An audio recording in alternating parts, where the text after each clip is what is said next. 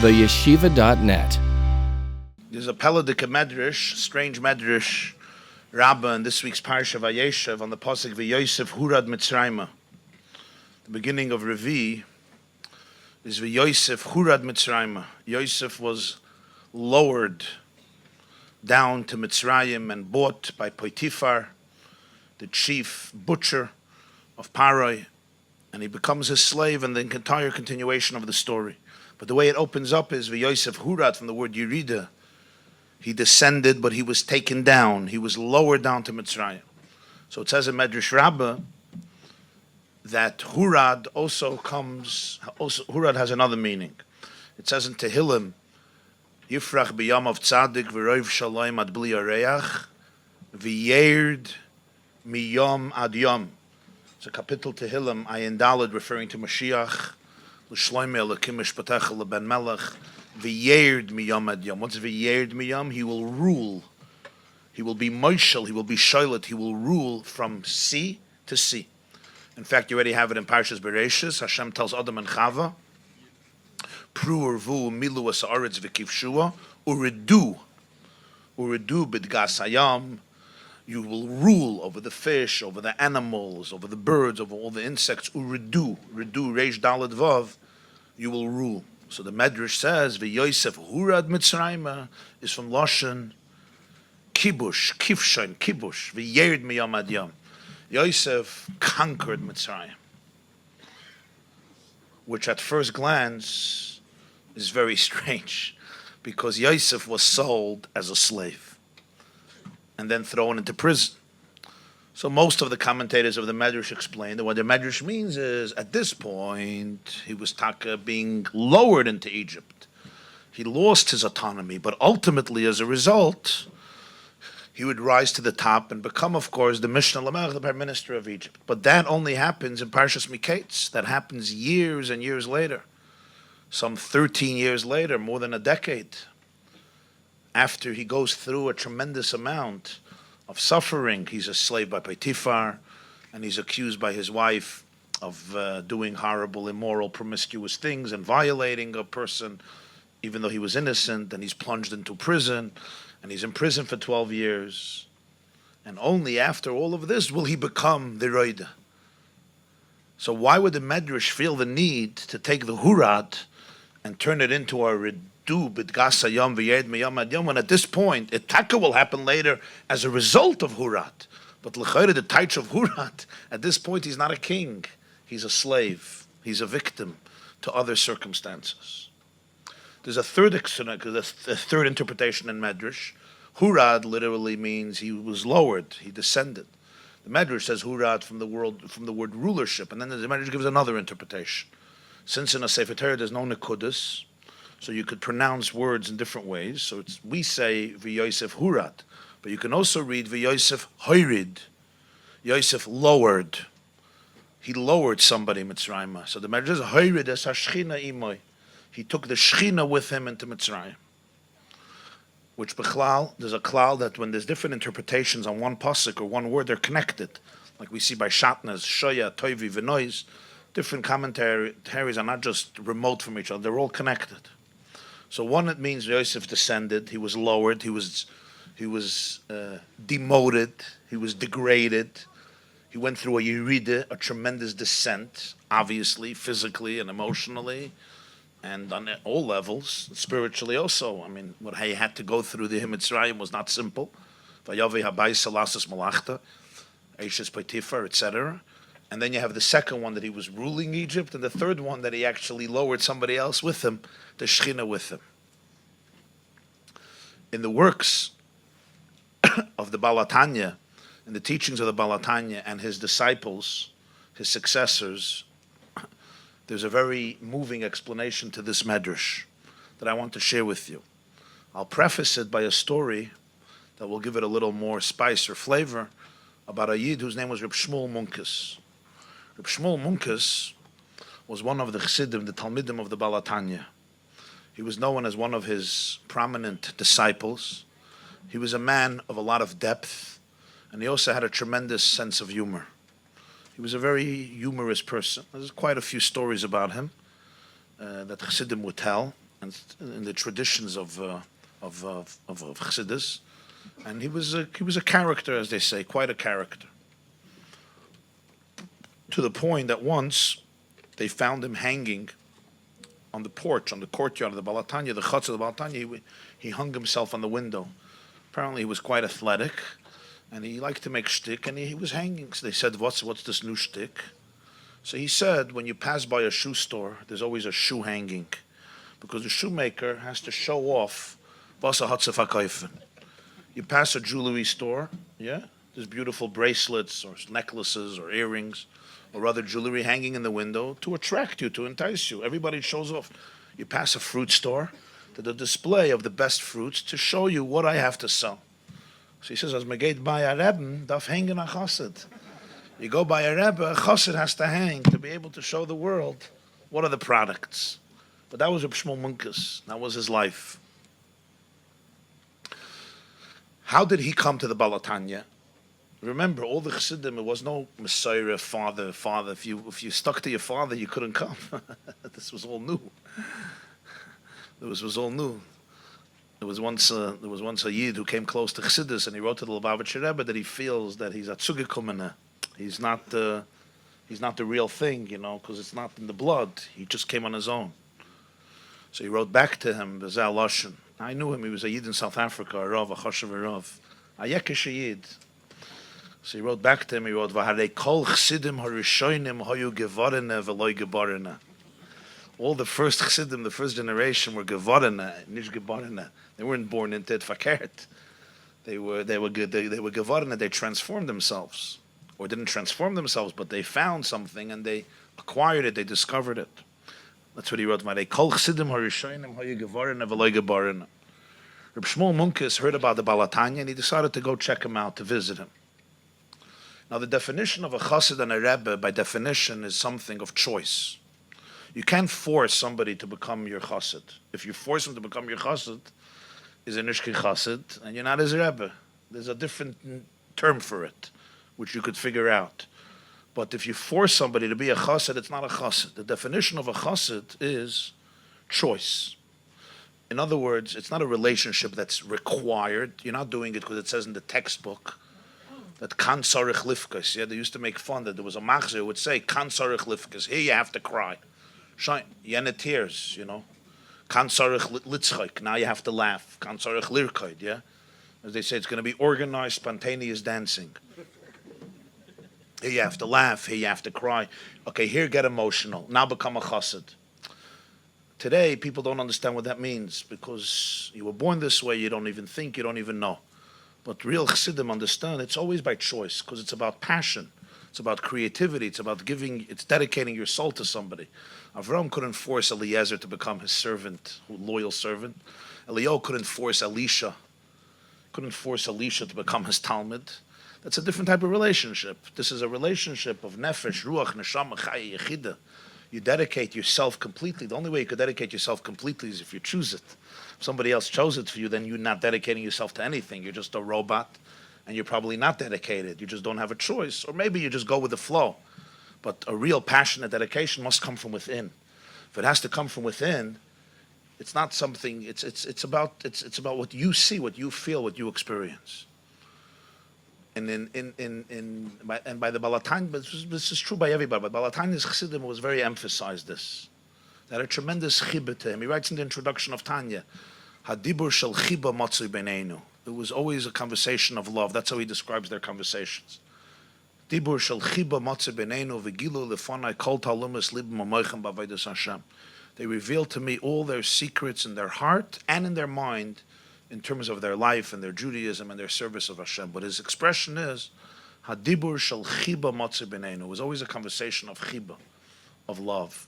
I always tell people who learn Tanya that if you don't see in every chapter a conversation of love, you probably did not understand the chapter, because the Balatanya himself says in the Hakdama that he's recording a Dibur Shel Chiba conversation of love. So if you don't hear the Chiba in Perek Aleph, Beis, Gimel, down all the way through Nun Gimel, you're obviously not tuning into what he's saying.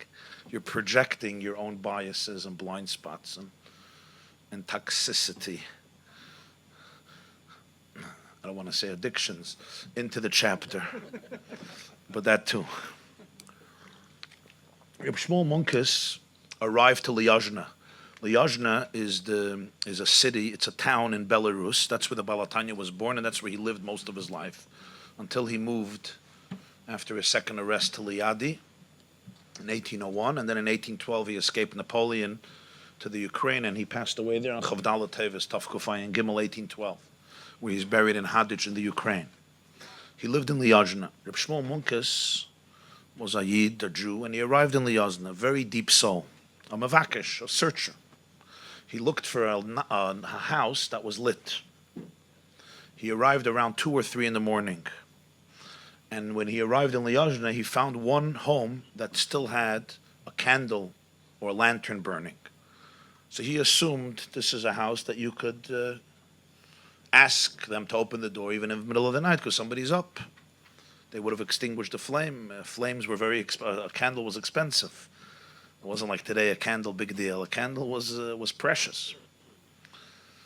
So he knocks on the door, and indeed, the Baal HaTanya, the Alter Rebbe himself, nobody was up. He was up himself. He was learning, 2 or 3 in the morning, and he came and he opened the door. And he greeted him. He welcomed him, Shalom Aleichem, and he asked him. The Baal HaTanya said, "How can I help you? What can I do for you?" So he said, "Ich such an Ort Nechtiken.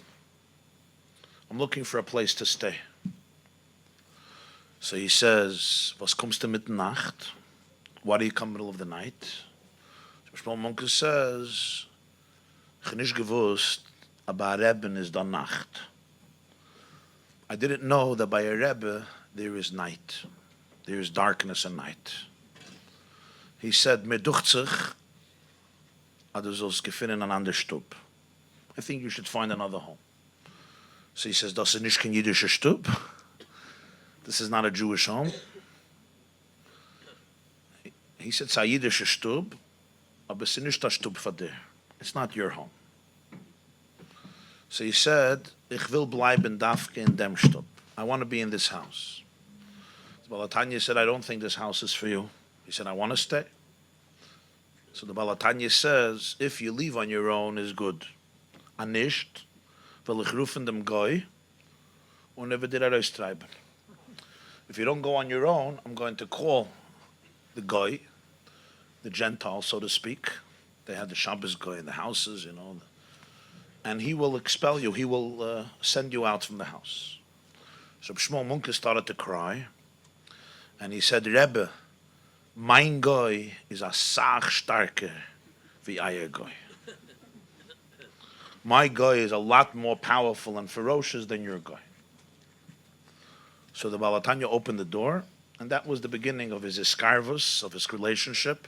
And as I mentioned, he became one of his greatest talmidim. But Hashkafa Rishon, at first glance, it's a strange story. Forget about the Baal HaTanya, a regular Jew. A Yid comes in the middle of the night. You do open the door, you let him sleep there. It's basic achnas zarchem. That's one of the gifts of the Jewish people. G'day achnas zarchem mekabel pnei hashchina. A Yid comes in the middle of the night, you open the door, you let him stay. You figure out how long, okay, but what's this whole shakla? And he says there's no night because by a Rebbe there's no night. So when the Alter Rebbe hears that, he says this is not for you. And then he threatens him to chase him away with a guy. I mean, who speak? Why would he say that? Well, he was threatening him. He asked him to stay. And then he says, "My guy is stronger than your guy." Okay, that's it. If your guy is stronger, then I can't chase you out, so now you can come into the house. The Havana of the story is that this was not an exchange about staying in the house physically. He could have given him a room to stay in the house. I don't know if he had a room. Alter Rebbe was very, very poor most of his life. Mamish had nothing because he had a very rich father-in-law, but his father-in-law wanted his daughter to divorce him, and she refused, so that was it. So he didn't get a pruta, even a pruta from him, and he struggled very heavily. Financially, Mamish didn't have. But this exchange was not about the physical lodging of Reb Shmuel Munkes. It had to do with the spiritual lodging of Reb Shmuel Munkes.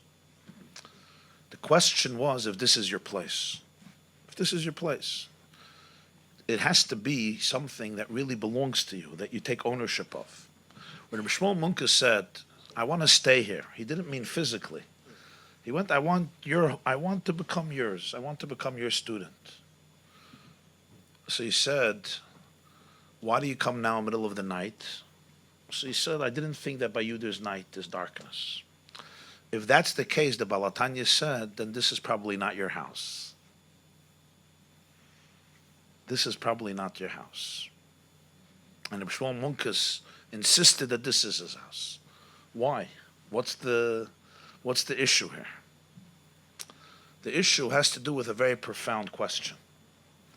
And that is, how do you deal with darkness? How do you deal with the darkness inside of you?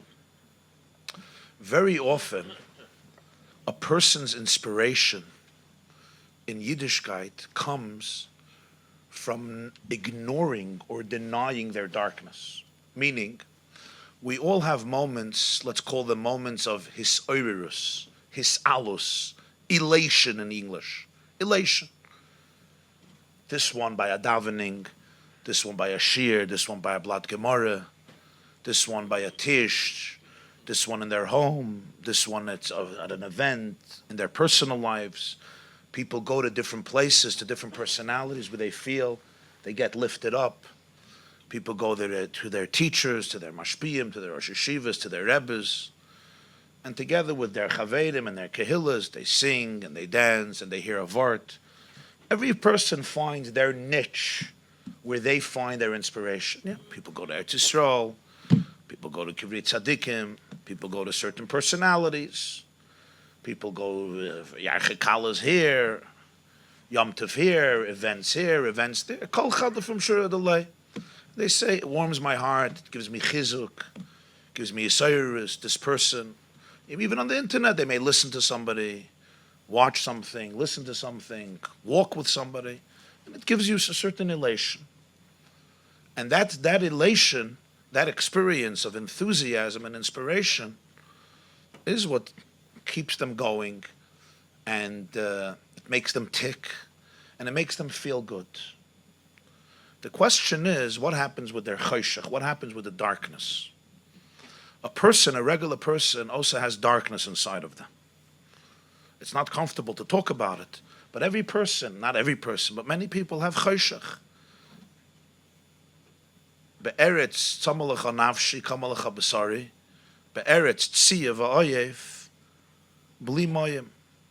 There's an eretz of choshech with salmavis, kam kielech begeit salmavis. What type of darkness? Some people deal with moral darkness. Moral darkness means they have tremendous nisyonos, tremendous taivas and nisyonos every day and sometimes every hour of the day. There are people sitting here now in this room, tremendous nisyonos. They go on the bus, they go on the train, they go into their car, they come into work, they go nisyonos nach nisyonos nach nisyonos. For them to go through a day pure and clean is very difficult. It's moral darkness they deal with. Again, I don't want to use the word addictions, but it seems appropriate. But if you want to call it inclinations, habits, proclivities, does that work? Proclivities. Dispositions, cravings, yearnings, pinings. People have tremendous nisyonos, tremendous. Then there's people who suffer terribly in their marriages. There's people who suffer terribly with their children. People who suffer terribly financially. Then there's mental illness. And then there's psychological darkness. And all other forms of challenges that people have that all boil down to internal struggles and strife and fragmentation that is part and parcel of the human psyche. Never mind if the darkness is so innate because of experiences in one's youth. In other words, sometimes the darkness is present. What if the darkness was introduced in somebody's psyche at the age of 3 or 6 or 9? So it's maybe subconscious, like a wet sponge. It was absorbed into their psyche, and it's very hard to liberate themselves from it. Yeah, there's people here who have been traumatized and abused at a very young age, not for months. That also is a killer. What about for years? And they can't just say it never happened. It accompanies them. It's part of them. It's part of their life. It's part of their condition. It's part of their identity. They could make believe it's not there. Very often, when we look for inspiration, when we find something inspiring, you may get up and dance, you may sing a niggin, you may hear a geschmack of art. It's beautiful and it's wonderful. So it transports me for 5 minutes, 10 minutes, 20 minutes, maybe 5 seconds to a different world, to a different universe. But then I got to come back home. Then I got to go back to myself. As we say in English, you wake up and there's a hangover, and then you sober up. Yeah. They say, lahavdil, that once Churchill in the English Parliament was having an argument with somebody. And one of the people, a woman in the English Parliament, I'm coming from England, so one of the women in the English Parliament said, Mr. Churchill, you're a drunk, which was, there was a kernel of truth to it, or maybe even 2 or 3 kernels of truth to it. He liked to drink, and it wasn't only put him in Simchas Torah. You're a drunk. So Churchill looked at her and he said, you're actually correct. You're stupid. I'm a drunk. The difference is, tomorrow morning, I sober up. But tomorrow morning, you're still stupid. Nothing helps, right? So, you can get drunk on words. You can get drunk on an atmosphere. But tomorrow morning, you got to wake up. You got to go back home. You got to sober up. It says in Hilchas Yom HaKippurim, the Rambam says, Mitzvah Yom Kippur, when the Kohen Gadol finished the Avodah in the Holy of Holies, so the Rambam finishes from Maseches Yuma. He takes off the holy garments, v'loivish bigdei atzmai. He puts on his own clothes, v'hoylech lebeisai, and he goes home. So the Mefarshim ask, what's the halacha here? The Rambam is a sefer of halacha. There's a halacha. You have to do this, you have to do this. There's no halacha to go home. Where should he go, Mitzvah Yom Kippur? To the bowling alley? Where should he go? Go to a pizza shop? What do you want the Kohen Gadol to do Mitzvah Yom Kippur? He finishes the Avodah. Where should he go, Mitzvah? Shalom Zacher? Where should he go? To a mitzvah? He should come here to shul to eat the soup in the middle of the night? What do you want, to go to a koil chatzos? Where should the Kohen Gadol go Mitzvah Yom Kippur? Of course he goes home. No, there's a halacha v'hoylech lebeis. So I once heard from the Lubavitcher Rebbe that that's a halacha. It's a halacha, and it's not an easy halacha. You come out of Kodesh HaKadoshim, the highest of the high, and now there's halacha. You have to take off the holy clothes, put on your regular clothes, and you got to go home. Now, when you come home, your wife is going to ask you to take out the garbage. You say, excuse me? You know what I did today? Achas lamayla v'sheva lamata, soyel Hashem, soyel azozel, 5 times in the mikveh. I was mechapa avoynes. Shema mefoy. I mean, who are you talking to? So she says, listen, your achas lamayla v'sheva lamata, okay, das is ayishain. It's all nice. Take out the garbage. It's not easy. Not easy. Hoylech lebeisa. What's the simon that you were in the Holy of Holies if you can go home? A lot of people, they know how to be saintly and holy in the Beis Medrash, the yeshiva, in the environment where they get that spiritual high. But when you come home and you deal with a whole different reality, it's sometimes all forgotten. When you sober up, you come back to life, and you have to deal with yourself, your real self. What do you do then? And this is where the real challenge sets in. Some people amputate a part of themselves in order to avoid cognitive dissonance. Did you understand what I just said? Okay, because I didn't. But I'll repeat it because it sounded good. Some people amputate a part of themselves in order to avoid cognitive dissonance, meaning they cut themselves off from themselves because the yisurim of the contrast, the pain of the contrast, is too profound. Some people deny a part of themselves. That's a form of amputation. They repress a part of themselves, or they suppress a part of themselves, meaning consciously or unconsciously. But there's no choice, because if not, the contrast is so powerful. So when Reb Shmuel Munkes told the Balatanya, "Und ich hab gemeint, as bei Rebbe is ne starke Nacht," and I thought that by you there's no darkness, that the Rebbe said, this is not your place. And the reason it's not your place is, weil ich will rufen de goy und never der raustreiben. You'll make this your home, but in 6 months, you will find that it's not real. And the reason it's not real is because you lost yourself in ecstasy. You were transported, you were transformed, you were elevated. So Reb Shmuel Munke said, Rebbe, mein goy is a sach starke wie euer goy. Don't think that I am coming here not recognizing and not knowing everything that's inside of me. I'm not asking you to become an opium. What do they say? Religion. Karl Marx said religion is opium for the man. I'm not asking you to become my Tylenol or my medications or my crutch or my tool to forget myself. I'm going to use you in order to become intoxicated and to get a high. That's not what I'm here for. Ich weiß, was tut sich in der wenig. Mein Goy is a sach starke wie euer Goy. I don't need your Goy to expel me. I know it. I have dealt with it. I'm open with it. I'm open to it. So he said, if so, then he opened the door for him. Besigna nacher, in other words,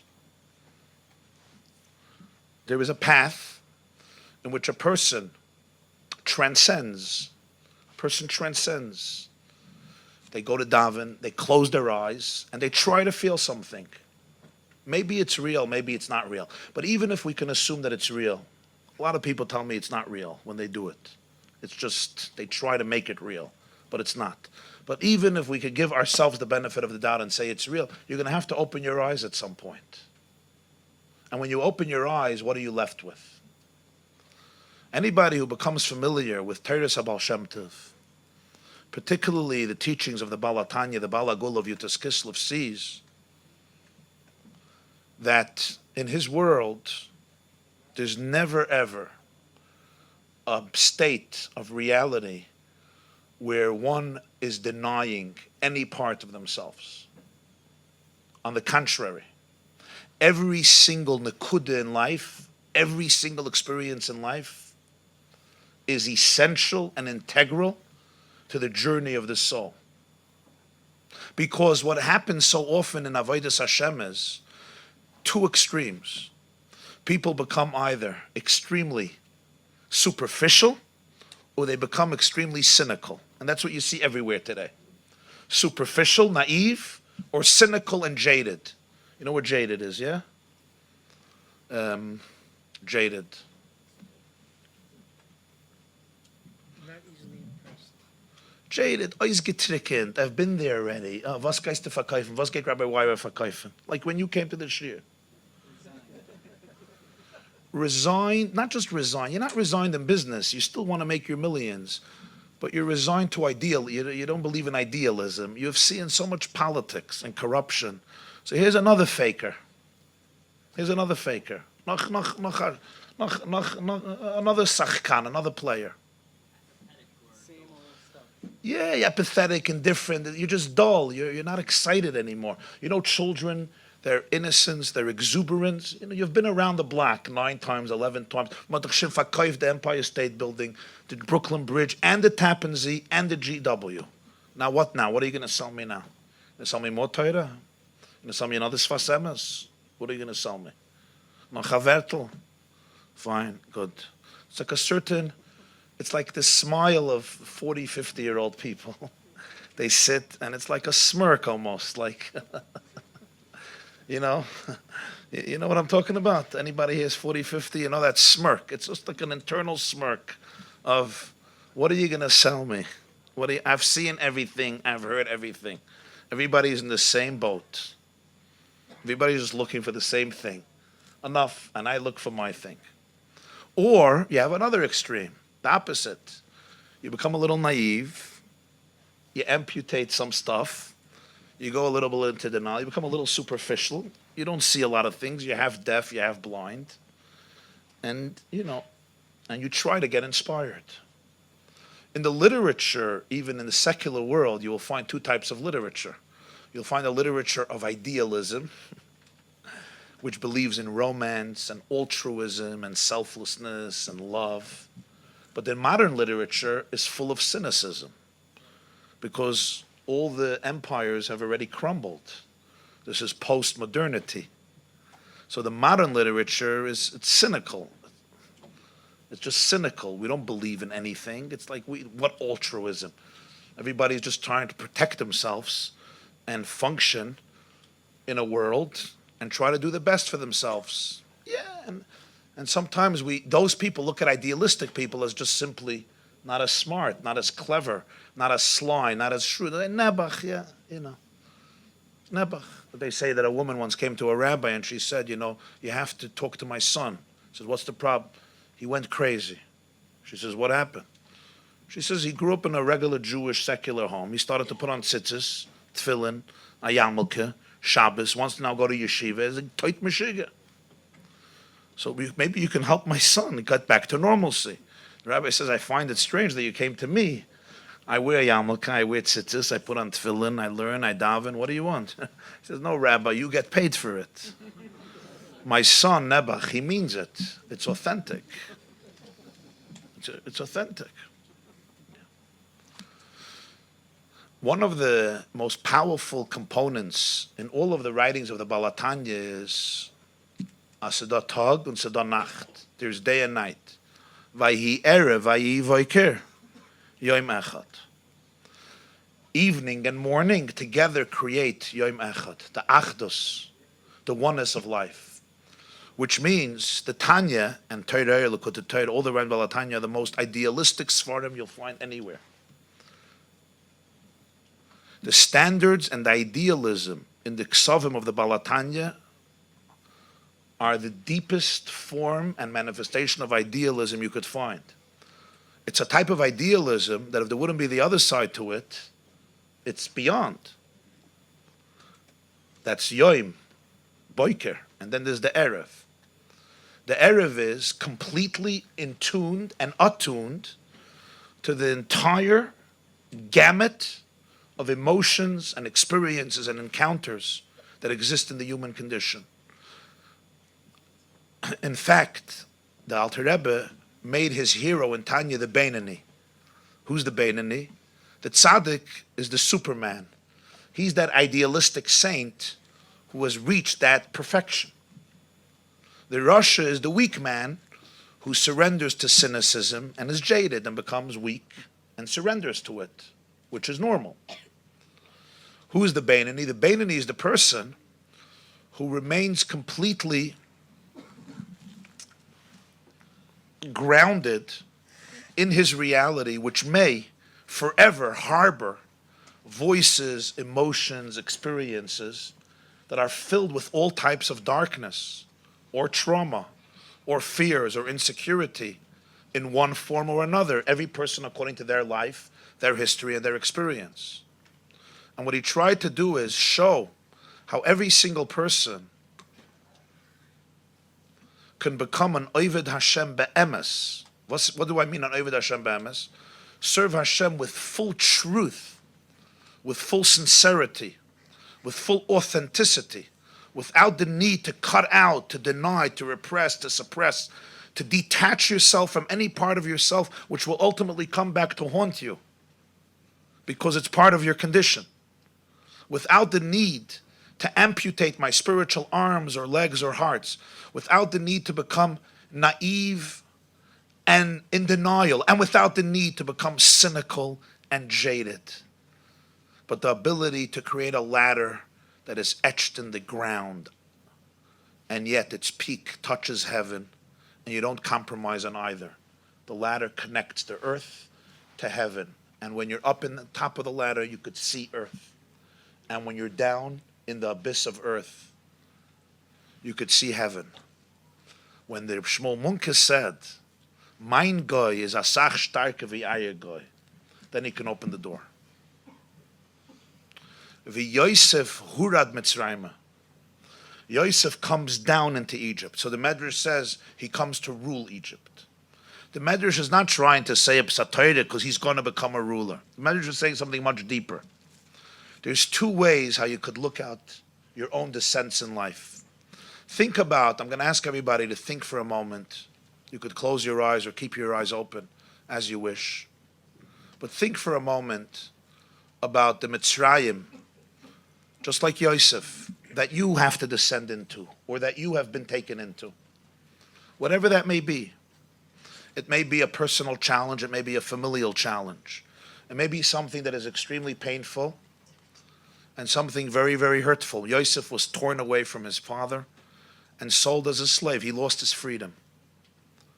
He was being sentenced and sent into a completely new life, deprived of autonomy, deprived of independence, deprived of liberty, emancipation. Think of your life. Is there something in your life that you would love to be able to recreate? That tomorrow morning you should be able to wake up in the morning and say, V'haya kaloi haya. This doesn't exist. Maybe it's something in your brain.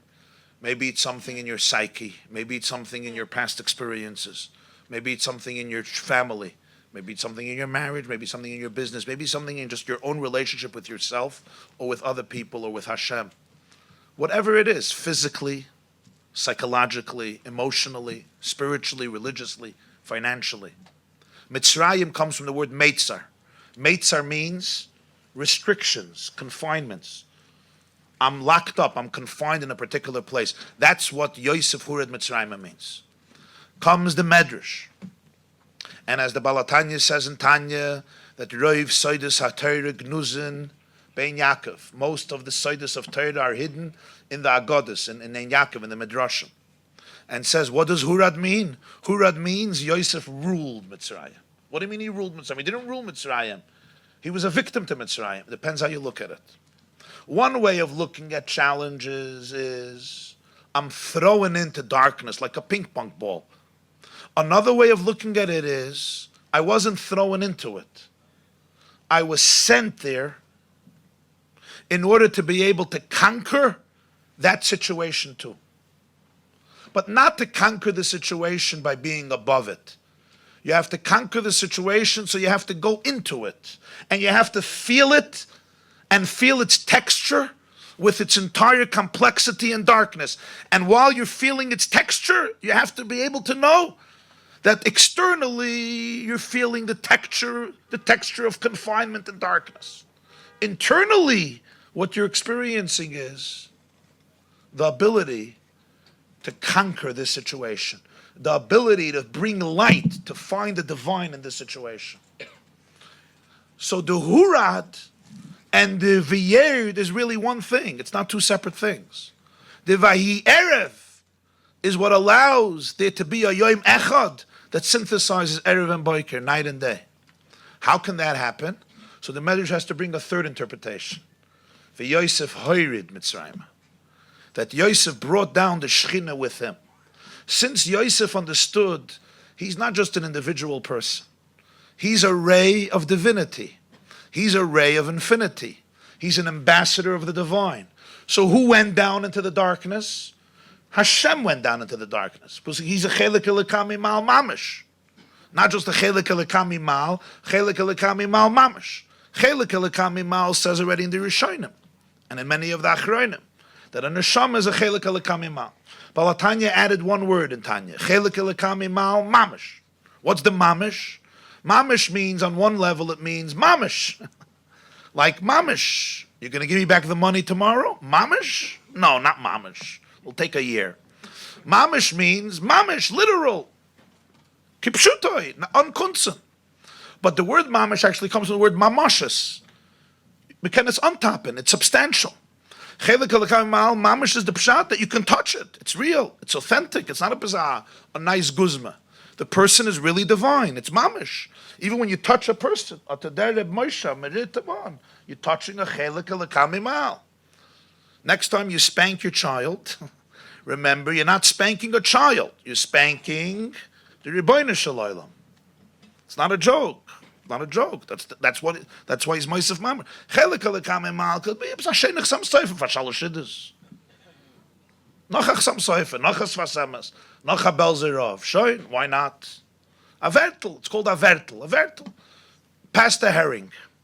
You heard the vertel and you passed the herring. And the herring and the vertel are b'chadamachta, and you don't know what's more important than the other. Usually we do know. Mamish means, I'm not speaking Titus. I'm talking real, authentic.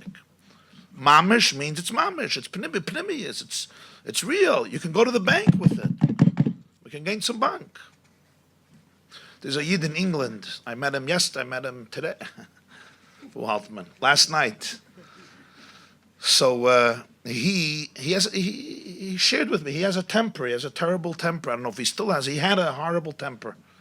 When you have a horrible temper, usually the carbon is your child, your children, because they're very good targets for temper, and they're not going to tell you what you really are.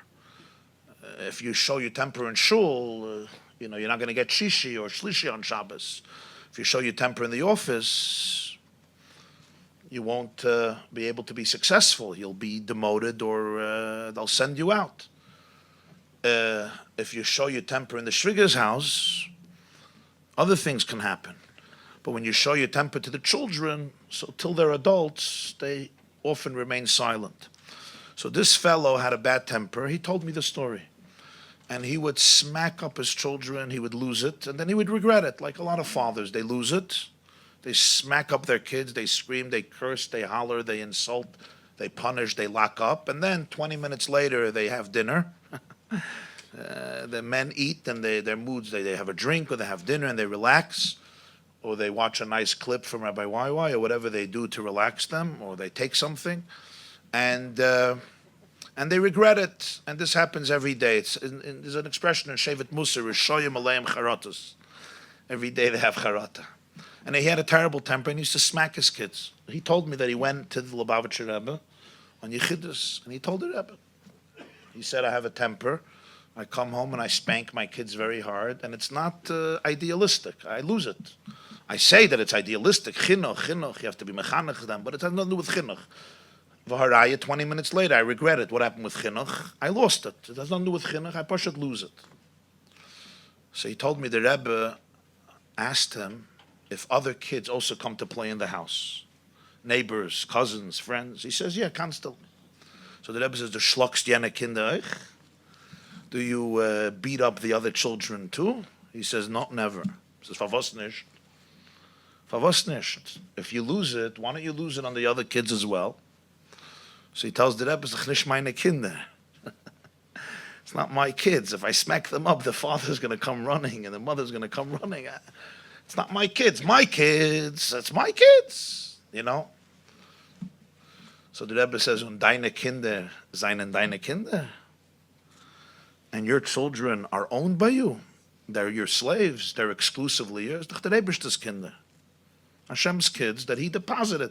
He gave you the diamond as a pekadon to be able to polish it. They don't belong to you. And this Yid, his name is Reb Shmuel. He told me that the Rebbe told him the next Mal with the Verliszig und der Hebst of the Hand zu schlagen dem Kind darf sich der Hand hat treiseltan. Now the gaze schlagen dem Ebersten sa Kind. The next time you lift up your hand and you're about to smack up your child, your hand should give a tremble, should give a shake, that you're about to beat Hashem's child. Now this, I just want to make ha'ari here. This does not have to do with the question if it's ever appropriate for a child, for a father or mother to smack a child. I'm not having that conversation right now. But the point is that sometimes 80, 90, 95% of the time it has nothing to do with pedagogy or education. It often has to do with insecurity, impulsiveness, anger, or profound internal anxiety that I don't know how to deal with, and I'm just losing it at my child. In other words, it's not about love or benefit for the child. Nachzel in Yaneinu, chelik elekami mal mamish means when you're touching the child, it's mamish. It's mamish. When you touch yourself, Reb Moshe, when you touch yourself, you have to know you're touching a chelik elekami mal mamish. When you were 6 years old, you were 9 years old, there was a monster who came into your life, and not only he didn't treat you as a chelik elekami mal mamish, he didn't treat you as a human being. He didn't even treat you like a puppy. People treat their puppies better than they treated you, in one way or another. So that's sadly the choice of that particular monster who did that and this behavior. But the truth, it doesn't take away the chelik elekam mal. When Yosef understood who he is, that he is the divine. When God goes into a place, God is never a victim, but he goes in fully. Not Pshat Hashem says, this place is too dark, I don't go there. I go there. But because it's Hashem, you go there, and as you enter it fully, without denial, you feel the texture. You're not there as a victim. You're there as a conqueror. That was Yosef's power.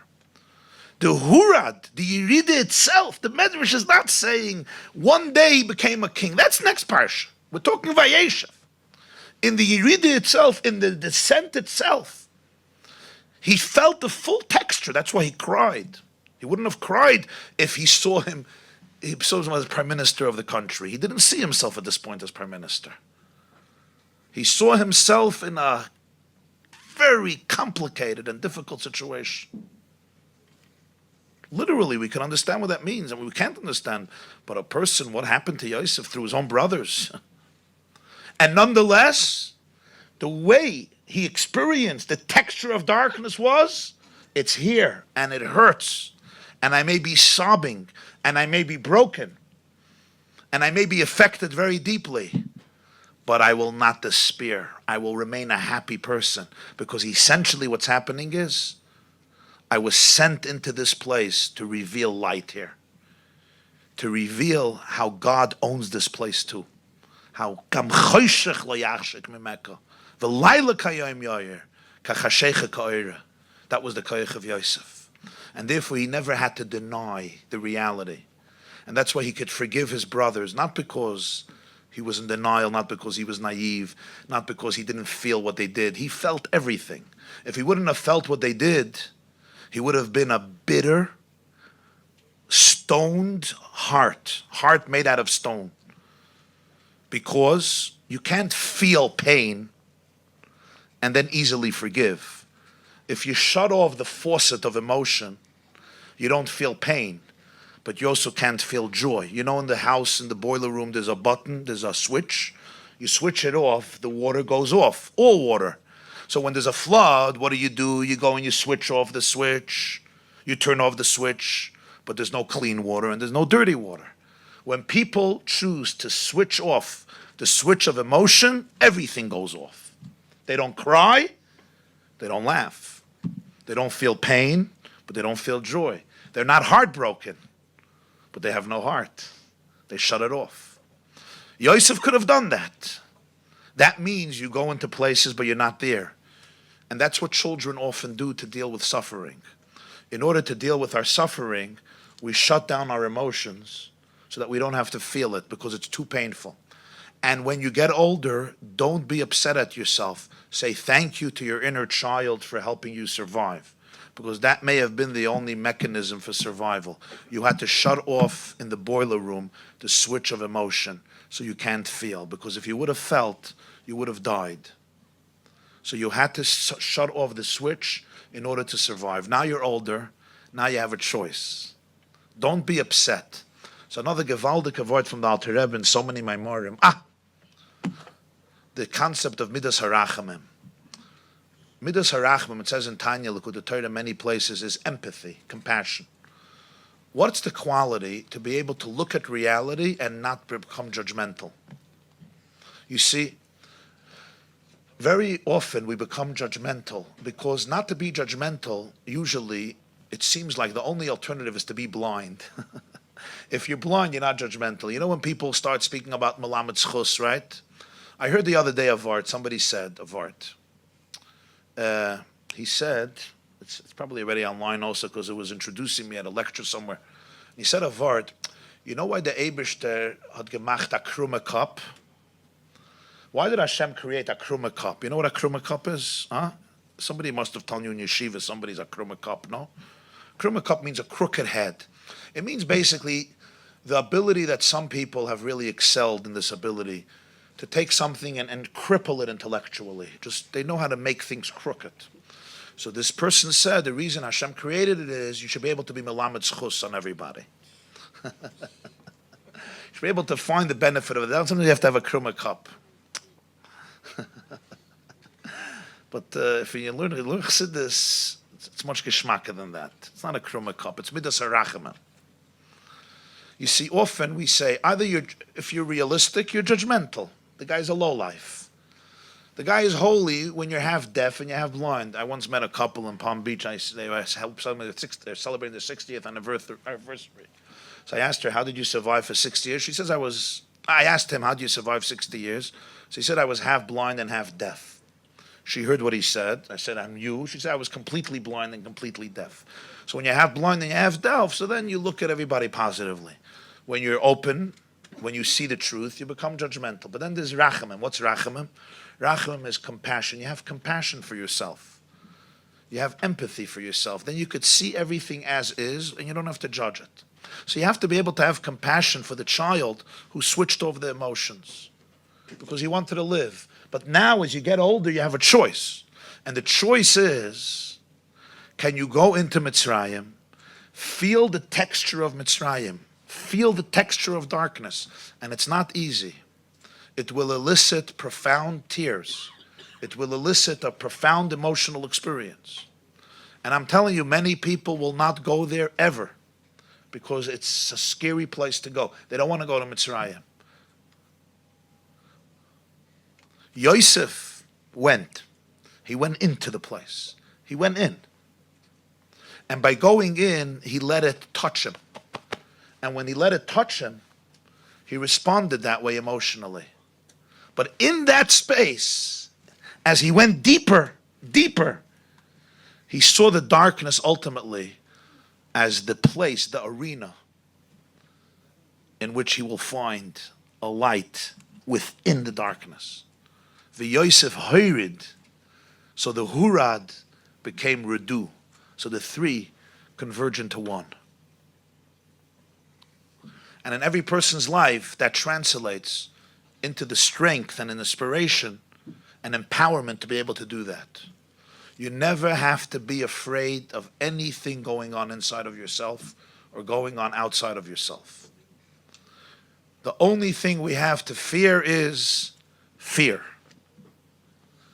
Because the Chelik Elikam Mimal Mamish can contain everything. It's Ein Sof.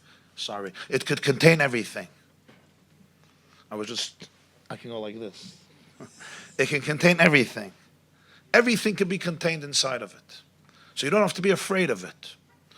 Don't surrender to it as a victim, but don't be afraid to touch it, to feel it, because in order to transform it, you have to be in it.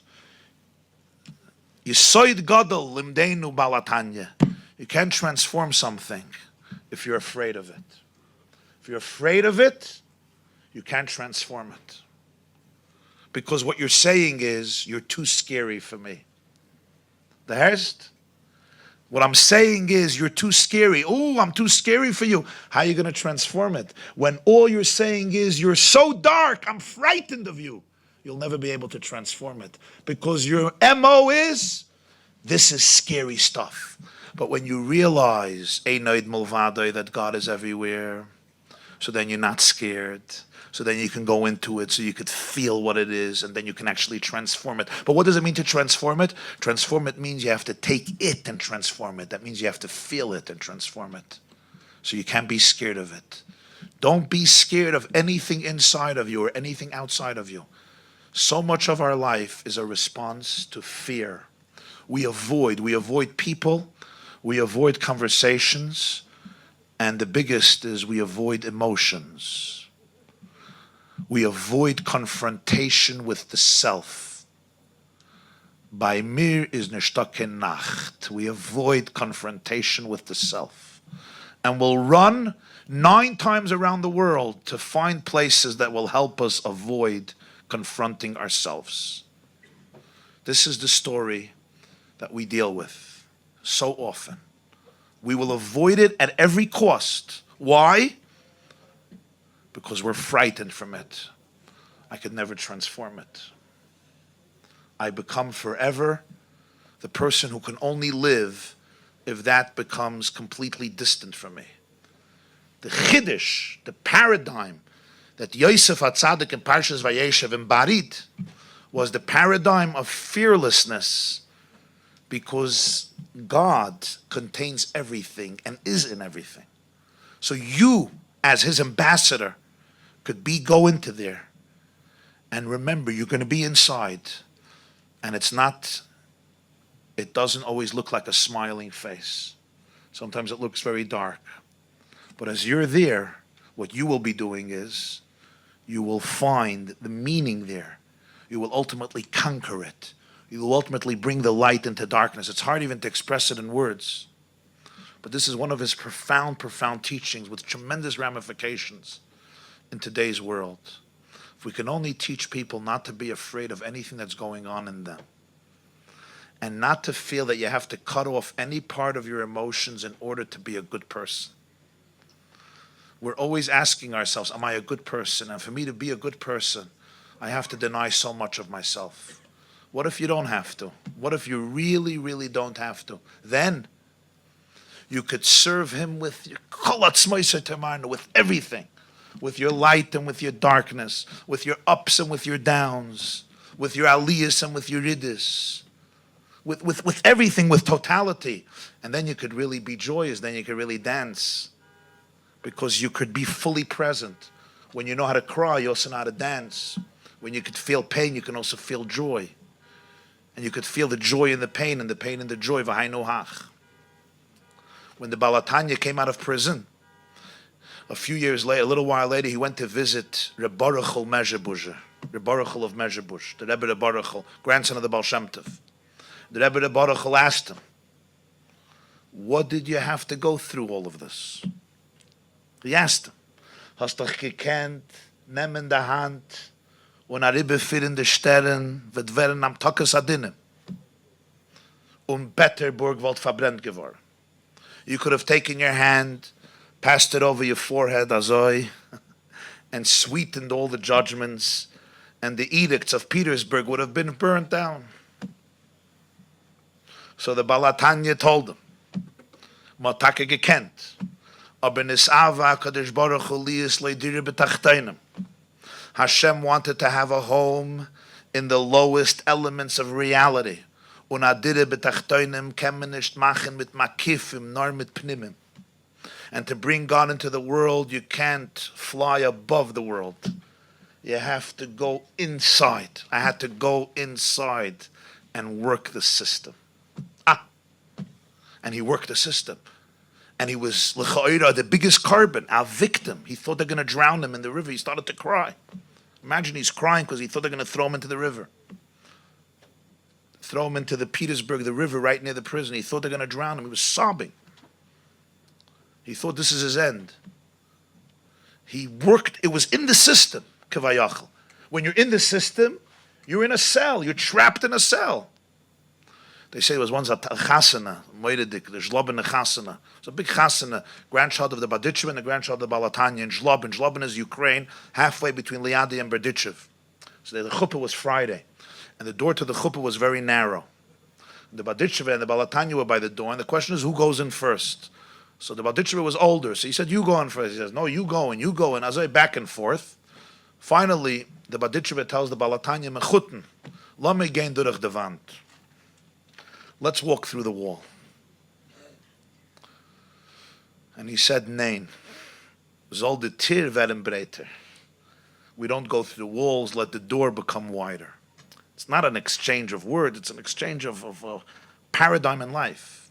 He told Reb Baruchel, you got to work the system not because you're a victim to the system, but because the ultimate purpose of creation was to reveal the light in every nuance and in every intricate detail of the world. So you have to go down, not because you're going to become a victim, because that's how you could transform. And if you're scared of it and that's why you stay above, you'll never be able to transform the world. And the ultimate kavanah, to transform the landscape of planet Earth into a divine abode, won't be fulfilled. I want to bless all of you and myself and all of us, that whatever challenge and adversity and darkness you face at this night, at this time, we should be able to be empowered and be able to cultivate the vision and the perspective of a Yosef Hurad Mitzrayim. Yosef was taken down. And as he was taken down, he was ultimately ruling over it because together with him he took down the Shekhinah. This class is brought to you by theyeshiva.net. Please help us continue the classes. Make even a small contribution at www.theyeshiva.net/donate.